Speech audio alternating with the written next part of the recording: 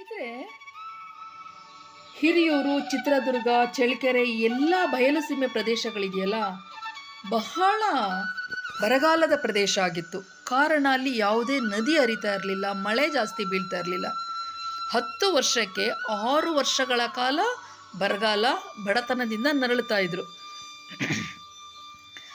ಇದನ್ನು ನೋಡಿ ಮೈಸೂರು ಅರಸರು ಅಂದರೆ ಆ ಸಮಯದಲ್ಲಿ, ಅಂದರೆ 1800ರ ಸಮಯದಲ್ಲಿ ಚಿತ್ರದುರ್ಗ, ಹಿರಿಯೂರು, ಚಳ್ಳಕೆರೆ ಈ ಏನು ಪ್ರದೇಶ ಇದೆ ಇದನ್ನು ಮೈಸೂರು ಅರಸರು ಆಳ್ವಿಕೆ ನಡೆಸ್ತಾ ಇದ್ರು. ಅವರಿಗೆ ಬಹಳ ಬೇಜಾರಾಗ್ತಾಯಿತ್ತು ಅಲ್ಲಿನ ಜನಗಳ ಪರಿಸ್ಥಿತಿ ನೋಡಿಬಿಟ್ಟು. ಹಾಗಾಗಿ ಇಲ್ಲಿ ಒಂದು ನೀರಿನ ಒಂದು ವ್ಯವಸ್ಥೆ ಮಾಡಬೇಕು ಅಂತೇಳಿ ಯೋಚಿಸಿದಾಗ ವರ್ಷ ಪೂರ್ತಿ ಸದಾ ತುಂಬಿ ಹರಿಯುತ್ತಿದ್ದಂತಹ ವೇದಾವತಿ ನದಿ ಅವರಿಗೆ ಗೋಚರ ಆಯಿತು. ಈ ವೇದಾವತಿ ನದಿಗೆ ಅಣೆಕಟ್ಟು ಕಟ್ಬಿಟ್ಟು ನಮ್ಮ ಈ ಜನಗಳಿಗೆ, ಈ ಪ್ರದೇಶದ ಜನರಿಗೆ ಕೃಷಿ ಹಾಗೂ ಕುಡಿಯುವ ನೀರಿನ ವ್ಯವಸ್ಥೆ ಮಾಡೋಣ ಅಂತ ಹೇಳಿ ಯೋಚಿಸ್ಬಿಟ್ಟು ವಾಣಿ ವಿಲಾಸ ಸಾಗರವನ್ನು ಕಟ್ಟಲಿಕ್ಕೆ ಅವರು ಪ್ರೇರಣೆ ಮಾಡಿಕೊಂಡ್ರು. ಈ ಅಣೆಕಟ್ಟು ಕಟ್ಟಬೇಕು ಅಂತ ಹೇಳಿ ಒಂದು ಮನೋಭಾವನೆ ಬಂದಿದ್ದು ಕೇವಲ ಆ ಕ್ಷಣದಲ್ಲಿ ಯೋಚಿಸಿದಂತಲ್ಲ, ಸುಮಾರು 223 ವರ್ಷಗಳ ಹಿಂದೆನೇ ಈ ಅಭಿಪ್ರಾಯ ಇತ್ತು. ಇಂಗ್ಲೆಂಡಿನ ವೈದ್ಯರೊಬ್ಬರು 1800ರಲ್ಲಿ ಚಿತ್ರದುರ್ಗಕ್ಕೆ ಪ್ರವಾಸ ಬರ್ತಾರೆ. ಅಲ್ಲೇ ಪಕ್ಕದಲ್ಲಿ ಒಂದು ಹಳ್ಳಿ ಮತ್ತೋಡನ್ನ ಗ್ರಾಮಕ್ಕೆ ಅವ್ರು ಭೇಟಿ ಕೊಟ್ಟಾಗ ಅಲ್ಲಿನ ಜನ ಹೇಳ್ತಾರಂತೆ, ನಮಗೆ ಬಹಳ ಕಷ್ಟ ಆಗಿದೆ ಬೆಳೆ ಬೆಳಿಲಿಕ್ಕೆ, ಈ 2 ಗುಡ್ಡದ ಮಧ್ಯೆ ನೀರು ಹರಿಸಿ ಅದು ಅಣೆಕಟ್ಟು ಕಟ್ಟಿದ್ರೆ ನಾವು ಒಳ್ಳೆ ಬೆಳೆ ಬೆಳ್ಕೊಳ್ತೀವಿ ಅಂತೇಳಿ ಆ ಒಂದು ಐಡಿಯಾನ ಅವರು ಮೈಸೂರು ಅರಸರಿಗೆ ಹೇಳ್ತಾರೆ.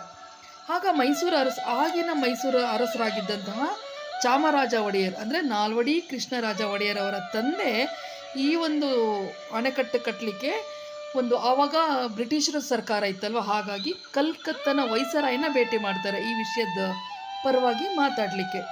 ಆದರೆ ಬ್ಯಾಡ್ ಲಕ್ ಅಂದರೆ ಅವರು ಅಲ್ಲೇ ಸಹ ಗಂಟಲು ಬೇನೆಯಿಂದ ಕಲ್ಕತ್ತದಲ್ಲೇ ತೀರೋಗ್ಬಿಡ್ತಾರೆ.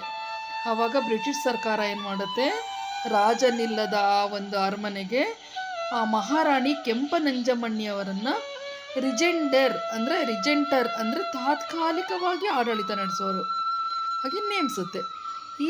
ಆ ಮಹಾರಾಣಿ ಕೆಂಪನಂಜಮ್ಮಣ್ಣಿ ಕಾಲದಲ್ಲಿ ಕಟ್ಟಿಸಿದಂತಹ ಈ ಒಂದು ಡ್ಯಾಮ್, ಇದಕ್ಕೆ ಬಹಳ ಕಷ್ಟಪಟ್ಟಿದ್ದಾರೆ ನಮ್ಮ ಅಂದಿನ ದಿವಾನರಾಗಿದ್ದಂತಹ ಶೇಷಾದ್ರಿ ಅಯ್ಯರವರು.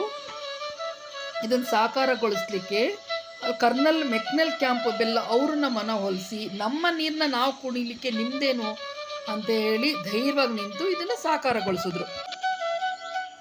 ಸ್ನೇಹಿತರೆ, ಈ ಏನು ಅಣೆಕಟ್ಟು ಕಾಣ್ತಾ ಇದೆ ನೋಡಿ, ಇದು ತುಂಬ ಅದ್ಭುತವಾಗಿದೆ ಮತ್ತು ತುಂಬ ಗಟ್ಟಿಮುಟ್ಟಾಗಿದೆ. 100 ವರ್ಷಗಳ ಕಳೆದರೂ ಸಹ ಅಲ್ಲಿ ಒಂದು ಬಿರುಕು ಇವತ್ತಿಗೂ ಕಾಣಲಿಕ್ಕೆ ಸಾಧ್ಯನೇ ಇಲ್ಲ. ಮತ್ತು ಇಲ್ಲಿ ಏನು ಒಂದು ಕಲ್ಲು ಉಪಯೋಗಿಸಿದರೆ ಯಾವ ಕಲ್ಲೂ ಕೊಂಡ್ಕೊಂಡು ಬಂದಿಲ್ಲ. ಪ್ರತಿಯೊಂದು ಕಲ್ಲು ಸಹ ಅಲ್ಲಿನ ಸುತ್ತಮುತ್ತದಲ್ಲಿ ಇರುವಂತಹ ಕಲ್ಲುಗಳನ್ನೇ ಬಳಸಿ ಅದನ್ನು ಸುಂದರವಾಗಿ ಕೆತ್ತಿ ಅಲ್ಲಿ ಈ ಅಣೆಕಟ್ಟನ್ನು ಕಟ್ಟಿದ್ದಾರೆ. ಅಣೆಕಟ್ಟಂದರೆ ಸುಮ್ಮನೆ ಅಣೆಕಟ್ಟು ಕಟ್ಟಿಲ್ಲ, ಅದನ್ನು ಅದ್ಭುತ ಕಲೆಯ ಮೂಲಕ ಕಟ್ಟಿದ್ದಾರೆ. ಈ ಒಂದು ಕಟ್ಟಲಿಕ್ಕೆ ಇವರು ಇಂಜಿನಿಯರ್ ಯಾರಂದರೆ HD ರೈಸನ್ ಅವರು, ಒಬ್ಬ ಅದ್ಭುತ ಒಂದು ಇಂಜಿನಿಯರು, ತುಂಬ ಬುದ್ಧಿವಂತ ಇಂಜಿನಿಯರ್ಗೆ ಈ ಒಂದು ಕೆಲಸ ವಹಿಸ್ಕೊಟ್ರು ನಮ್ಮ ಮಹಾರಾಣಿ ಕೆಂಪನಂಜಮ್ಮಣ್ಣಿ ಅವರು. ಆ HD ರೈಸ್ ಅವರು ಎಷ್ಟು ಕಲೆಗಾರ ಅಂದರೆ ಅಲ್ಲೇ ಸಿಕ್ಕಂತಹ ಕಪ್ಪು ಕಲ್ಲುಗಳನ್ನು ಕಟೆದು ಅದನ್ನು ಅದ್ಭುತ ಡಿಸೈನ್ ಆಗಿಯೇ ಮಾಡಿದ್ದಾರೆ. ಸುಮ್ಮನೆ ಅಣೆಕಟ್ಟು ಥರ ಕಟ್ಟಿಲ್ಲ, ಒಂದು ಸುಂದರವಾದ ಕೋಟೆ ನೋಡ್ದಂಗೆ ಕಾಣಿಸ್ಬೇಕು ಆ ಥರ. ಹೊರಗಿಂದ ನೋಡಿದ್ರೆ ಯಾವುದೋ ಸುಂದರವಾದ ರಾಜನ ಕೋಟೆ ಏನೋ ಅನ್ನೋ ಥರ ಕಟ್ಟಿದ್ದಾರೆ. ಮತ್ತು ಯಾವ ಕಲ್ಲನ್ನು ಸಹ ಯಾವುದೇ ಕ್ರೇನ್ ಮೂಲಕ ಮಿಷನ್ ಮೂಲಕ ಎತ್ತಿಲ್ಲ. ಪ್ರತಿ ಕಲ್ಲನ್ನು ಅಲ್ಲಿನ ಕಾರ್ಮಿಕರು ಭುಜದ ಮೇಲೆ ಹೊತ್ತು ತಂದು ನಿಲ್ಲಿಸಿರೋದು. ಎಲ್ಲ ಕಲ್ಲುಗಳು ಸಹ ಅಲ್ಲಿಯ ನೈಸರ್ಗಿಕ ಸಂಪತ್ತೇ ಆಗಿದೆ. ಒಂದು ಕಲ್ಲನ್ನು ಎಲ್ಲಿಂದನೂ ಕೊಂಡ್ಕೊಂಡು ಬಂದಿಲ್ಲ. ಆ ಗುಡ್ಡದ ಮೇಲೆ ಸುತ್ತಮುತ್ತ ಏನು ಕಲ್ಲುಗಳಿದೆ ಅದೇ ಕಲ್ಲುಗಳನ್ನು ಬಳಸಿ ಅದ್ಭುತವಾಗಿ ಈ ಅಣೆಕಟ್ಟನ್ನು ಕಟ್ಟಿದ್ದಾರೆ. ಇದರ ವಿಸ್ತೀರ್ಣ ಎಷ್ಟಂದರೆ, ಈ ಡ್ಯಾಮಿನ ಬೇಸ್ಮೆಂಟ್ 150 ಅಡಿ ವಿಸ್ತೀರ್ಣ ನೆಲ ತಳಭಾಗದಲ್ಲಿದೆ, ಮೇಲ್ಭಾಗದಲ್ಲಿ 15 ಅಡಿಗಳ ವಿಸ್ತೀರ್ಣ ಇದೆ. ಸುಮಾರು 500 ಗಜಗಳಷ್ಟು ವಿಸ್ತೀರ್ಣ ಹೊಂದಿದೆ ಇದು. ಈ ಏನು ಹಾಸುಕಲ್ಲಿದೆ ಅಲ್ವಾ, ಈ ಹಾಸುಕಲ್ಲು ಅಲ್ಲಿನ ಒಂದು ಕಪ್ಪು ಕಲ್ಲುಗಳನ್ನೇ ತಂದು ಅದನ್ನೇ ಪಾಲಿಷ್ ಮಾಡಿ ಅದರಲ್ಲೇ ಒಂದು ವಿವಿಧ ಆಕೃತಿಯ ಡಿಸೈನನ್ನು ಕೆತ್ತಿ ಅಲ್ಲಿ ಸುಂದರವಾದ ಒಂದು ಹಾಸುಗಲ್ಲನ್ನು ಮಾಡಿದ್ದಾರೆ ನೋಡಿ.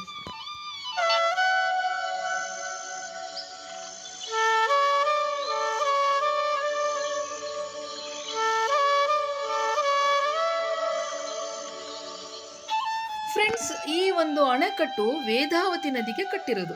ವೇದಾವತಿ ನದಿ ಎಲ್ಲಿನವಳು? ನಮ್ಮ ಮಲೆನಾಡಿನವಳು.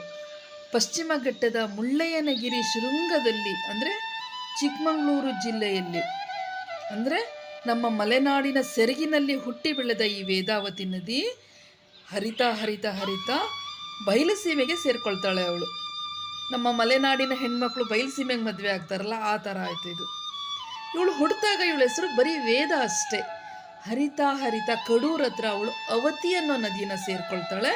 ಅಲ್ಲಿಂದ ಇಬ್ಬರು ಒಟ್ಟಾಗಿ ಬಯಲುಸೀಮೆ ಕಡೆ ಹರಿದೋಗ್ತಾರೆ. ಹಾಗಾಗಿ ಇವಳನ್ನು ವೇದಾವತಿ ಅಂತ ಕರೀತಾರೆ.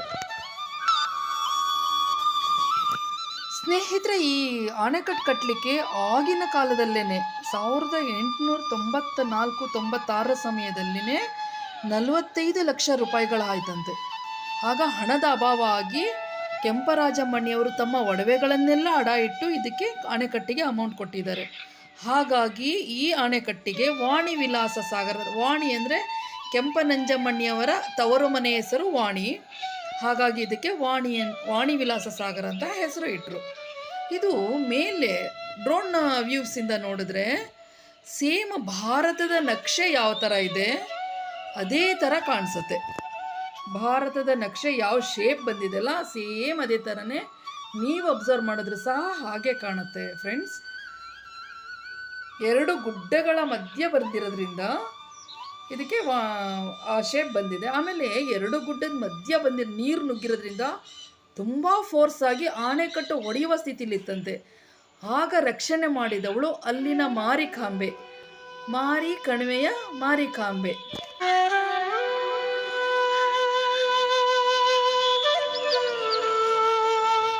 ಈ ದೇವತೆಯನ್ನು ಕಣಿವೆ ಮಾರಕ್ಕ ಅಂತ ಸಹ ಕರೀತಾರೆ. ಸುತ್ತ ಊರಿಗೂ ಇವಳು ಶಕ್ತಿ ದೇವತೆ, ಗ್ರಾಮ ದೇವತೆ, ಅಧಿದೇವತೆ. ಈ ತಾಯಿಯ ಆಶೀರ್ವಾದದಿಂದ ಈ ತಾಯಿ ತನ್ನ ಎಡಗಾಲಲ್ಲಿ ಆ ರಭಸವನ್ನು ಹಿಡಿದು ಇಟ್ಕೊಂಡು ನಿಲ್ಲಿಸದ್ಲಂತೆ.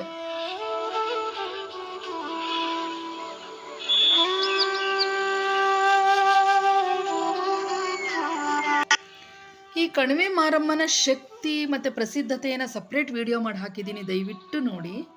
ಅಲ್ಲದೆ ಜಲಾಶಯದ ಉತ್ತರ ಮತ್ತು ದಕ್ಷಿಣ ದಿಕ್ಕಿನಲ್ಲಿ ಅಲ್ಲೇ ಸಿಕ್ಕಂತಹ ಸುಂದರವಾದ ಕಲ್ಲಿನ ಮಂಟಪವನ್ನು ಕಟ್ಟಿದ್ದಾರೆ. ಈ ಮಂಟಪದ ಒಳ ಒಂದು ಸೌಂದರ್ಯವನ್ನು ನಾನು ಸಪ್ರೇಟ್ ವಿಡಿಯೋದಲ್ಲಿ, ಅಂದರೆ ಹಳೆ ವಿಡಿಯೋದಲ್ಲಿ ಹಾಕಿದ್ದೀನಿ, ದಯವಿಟ್ಟು ನೋಡಿ. ಉತ್ತರ ಭಾಗದ ಮಂಟಪದಲ್ಲಿ ಮಹಾರಾಣಿಯವರ ಹೆಸರು, ಜಲಾಶಯ ಪ್ರಾರಂಭವಾದ ದಿನಾಂಕ, ಮುಕ್ತಾಯವಾದ ದಿನಾಂಕ, ಮತ್ತು ಅದಕ್ಕೆ ಎಷ್ಟು ಖರ್ಚು ವೆಚ್ಚ ತಗಲಿದೆ ಅದೆಲ್ಲವನ್ನು ಅಲ್ಲಿ ಕೆತ್ತಿ ಇಟ್ಟಿದ್ದಾರೆ.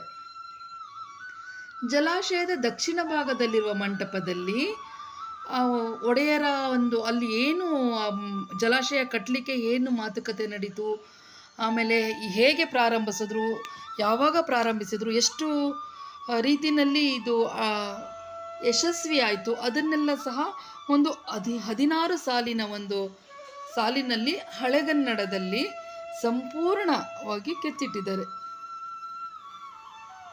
ಇದಕ್ಕೆ ಯಾವುದೇ ರೀತಿಯೂ ಏನೂ ಒಂದು ಘಾಸಿ ಆಗಬಾರ್ದು ಅಂತ ಹೇಳಿ ಫ್ರೇಮ್ ಮಾಡಿಸಿಟ್ಟಿದ್ದಾರೆ. ಬಹಳ ಚೆನ್ನಾಗಿದೆ ಫ್ರೆಂಡ್ಸ್.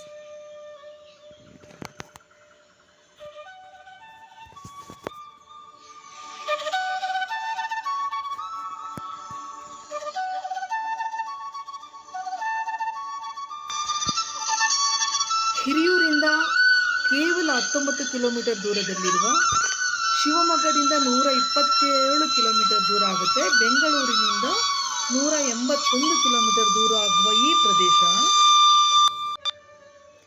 ನಮ್ಮ ಕರ್ನಾಟಕದ ಒಂದು ಹೆಮ್ಮೆಯ ಒಂದು ಸ್ಥಳ ಅಂತ ನಾನು ಹೇಳ್ತೀನಿ. ನಮ್ಮ ರಾಜ್ಯದ ಅತ್ಯಂತ ಹಳೆಯ ಅಣೆಕಟ್ಟು, ಆದರೆ ತುಂಬ ಅದ್ಭುತವಾದ ಅಣೆಕಟ್ಟು. ಕೇವಲ ಗಾರೆಯಿಂದ ಕಟ್ಟಿದರೂ ಸಹ ಇವತ್ತಿಗೂ 100 ವರ್ಷಗಳ ಕಳೆದರೂ ಗಟ್ಟುಮುಟ್ಟಾಗಿರುವಂತಹ, ಸುಂದರತೆಯಿಂದ ಕೂಡಿರುವಂತಹ ಈ ಪ್ರದೇಶ, ಇದನ್ನು ಕಟ್ಟಲಿಕ್ಕೆ ಸುಮಾರು 11 ವರ್ಷಗಳನ್ನು ತಗೊಂಡಿದ್ದಾರೆ.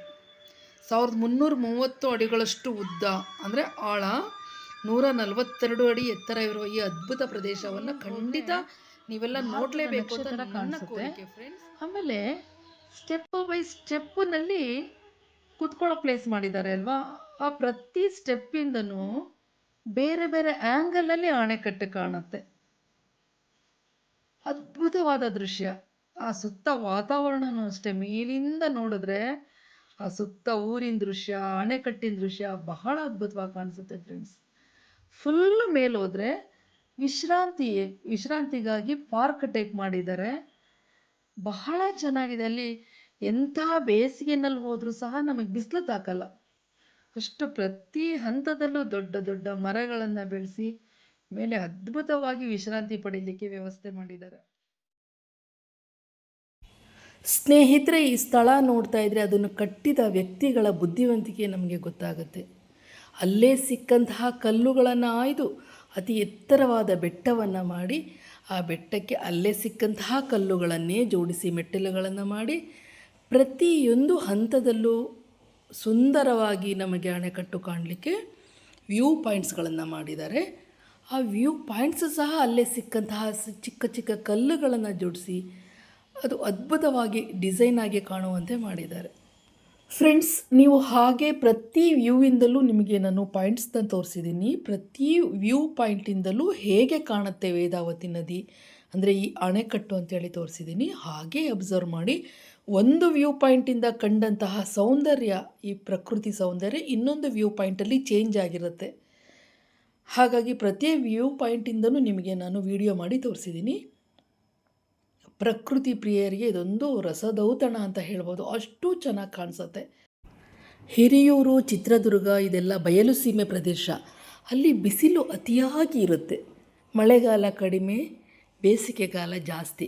ಹಾಗಾಗಿ ಬೆಟ್ಟ ಹತ್ತಿ ವ್ಯೂ ಪಾಯಿಂಟ್ಸ್ನ ನೋಡಲಿಕ್ಕೆ ಬಯಸುವಂಥವರಿಗೆ ತುಂಬ ಬಿಸಿಲು ತಾಕಬಾರ್ದು ಅಂತ ಹೇಳಿ ಅಲ್ಲಲ್ಲೇ ಪ್ರತಿ ಹಂತದಲ್ಲೂ ದೊಡ್ಡ ದೊಡ್ಡ ಮರಗಳನ್ನು ಬೆಳೆಸಿ ನೆರಳನ್ನು ಕಾಪಾಡ್ಕೊಂಡು ಬಂದಿದ್ದಾರೆ. ಸ್ನೇಹಿತರೆ, ನಾವು ಮೇಲೆ ಹತ್ತದಷ್ಟು ನಮಗೆ ನೆರಳು ತುಂಬ ಸಿಕ್ಕತ್ತೆ, ಮತ್ತು ಒಳ್ಳೆ ವಾತಾವರಣ ಸಿಕ್ಕತ್ತೆ, ಮತ್ತು ಸುಂದರತೆಯೂ ಸಿಕ್ಕತ್ತೆ ಅಲ್ಲಿ ನಮಗೆ. ನೋಡಿ, ನಾವು ಮೇಲೆ ಹತ್ತಿದ್ರೆ ಕೆಲವು ಎಷ್ಟೋ ಬೆಟ್ಟ ಗುಡ್ಡಗಳ ಮೇಲೆ ಬೇಸಿಗೆನಲ್ಲಿ ಹತ್ತಿದ್ರೆ ಆ ಬಿಸಿಲಿನ ತಾಪಕ್ಕೆ ನಾವು ಬಳಲಿ ಹೋಗಿಬಿಡ್ತೀವಿ. ಆದರೆ ಮಾರಿಕಣಿವೆ, ಈ ವಾಣಿವಿಲಾಸ ಸಾಗರದ ಬೆಟ್ಟ ನಾವು ವ್ಯೂ ಪಾಯಿಂಟ್ಸಿಗೆ ಹತ್ತಿದ್ರೆ ಪ್ರತಿ ಹಂತದಲ್ಲೂ ಒಳ್ಳೆ ಖುಷಿ ಕೊಡುವಂತಹ ಮರಗಳು, ಪ್ರಕೃತಿ ಸೌಂದರ್ಯ ಜೊತೆಗೆ ನೆರಳು ನಮಗೆ ಸಿಕ್ಕತ್ತೆ, ಒಳ್ಳೆ ಗಾಳಿ ಸಿಕ್ಕತ್ತೆ. ನಾವು ಬೆಟ್ಟ ಹತ್ತುವಾಗ ಮೇಲೆ ಹೋಗಲಿಕ್ಕೆ, ವ್ಯೂ ಪಾಯಿಂಟ್ಸ್ ನೋಡಲಿಕ್ಕೆ ಅತಿ ಎತ್ತರದ ಫುಲ್ಲು ಮೇಲ್ಭಾಗ ಹೋದಾಗ ತುಂಬ ಮನಸ್ಸಿಗೆ ಉತ್ಸಾಹ, ಉಲ್ಲಾಸ, ಖುಷಿಯಾಗತ್ತೆ ಫ್ರೆಂಡ್ಸ್. ಅದೊಂದು ಇಲ್ಲಿನ ವಿಶೇಷತೆ. ಮೇಲೆ ಬಂದಂತಹ ಪ್ರವಾಸಿಗರು ಉಳಿದುಕೊಳ್ಳಲಿಕ್ಕೆ ಅಲ್ಲಿ ಒಂದು ಪ್ರವಾಸಿ ತಾಣದ ವ್ಯವಸ್ಥೆ ಇದೆ. ಅಲ್ಲಿನದೇ ಆದ ಒಂದು ನಾವು ಫೀಸನ್ನು ಕಟ್ಟಿ ಅಲ್ಲಿ ಉಳಿಬಹುದು. ಸರ್ಕಾರಿ ರೀತಿ ನೀತಿ ನಿಯಮದ ಪ್ರಕಾರ ಅಲ್ಲಿ ಉಳಿಲಿಕ್ಕೆ ಅವಕಾಶ ಕೊಡ್ತಾರೆ. ಅಲ್ಲಿಂದ ನೋಡಿದ್ರಂತೂ ಸ್ನೇಹಿತರೆ ಎಂಥ ಸುಂದರವಾದ ವಾತಾವರಣ ಅಂದರೆ, ಆ ಎದುರುಗಡೆ ರಂಗನಾಥನ ಬೆಟ್ಟ ಕಾಣುತ್ತೆ, ಎರಡು ಗುಡ್ಡಗಳ ಮಧ್ಯೆ ವೇದಾವತಿ ನದಿ ಭಾರತದ ಭೂಪಟದ ರೀತಿ ಹರಿದು ಬರ್ತಾ ಇರ್ತಾಳೆ.